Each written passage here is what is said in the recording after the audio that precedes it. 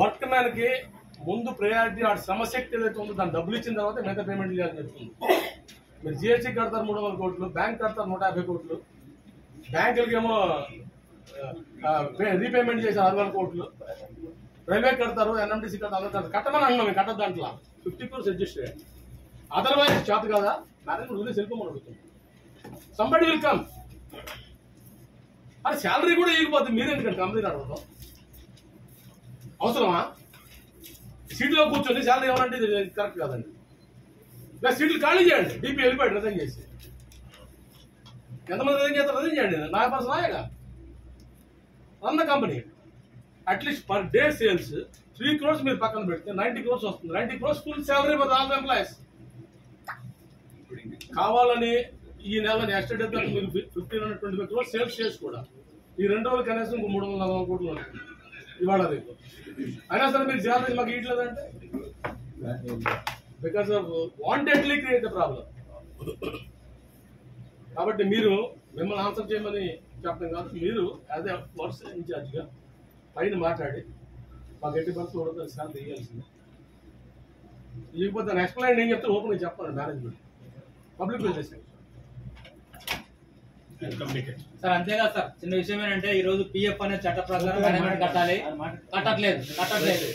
రెండవది ఎంప్లాయీస్ తరఫున కాంట్రిబ్యూషన్ తో ఏర్పడిన థ్రిఫ్ట్ సొసైటీ ఏదైతే ఉందో ప్రతి నెల కూడా కార్మికులు తమ డబ్బులు దాచుకున్న డబ్బులు కూడా మేనేజ్మెంట్ కొల్లగొడుతుంది.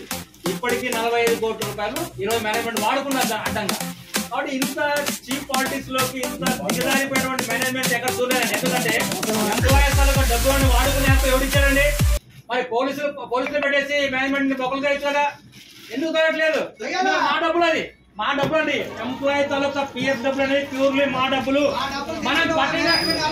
మన కటింగ్ డబ్బులు కూడా ఎంప్లాయీ మేనేజ్మెంట్ వాడుకునే హక్కు లేదు. వాడుకునే హక్కు లేనప్పుడు ఎందుకు మేనేజ్మెంట్ ని ముద్దాయిగా ఫిక్స్ అయ్యట్లేదు? ఈ రోజు పోలీసులు పెట్టి పహార కాస్తున్న మేనేజ్మెంట్ మా డబ్బులు ఏవైతే దాచుకునే డబ్బులు కొల్లగొడుతున్న మేనేజ్మెంట్ ని ఎందుకు పోలీసులు అరెస్ట్ చేయట్లేదు? ఇది వాస్తవం కాదా? 45 కోట్లు అండి. గత 4-5 నెలల నుండి పిఎఫ్ ఈ రోజు ఎంప్లాయీస్ అలా అయిపోతున్నారు. లోన్స్ రావడం లేదు. ఒక పక్క శాలరీస్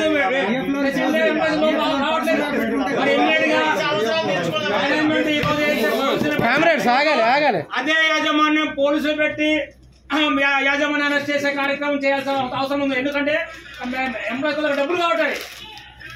ఇంత దిగజారిపోవాలండి. ఎప్పుడు ప్రపంచంలో ఏ మేనేజ్మెంట్ కూడా ఎంప్లాయీస్ దాచుకుని డబ్బును కొల్లగొట్టలేదు, కానీ ఈ మేనేజ్మెంట్ కొల్లగొట్టింది.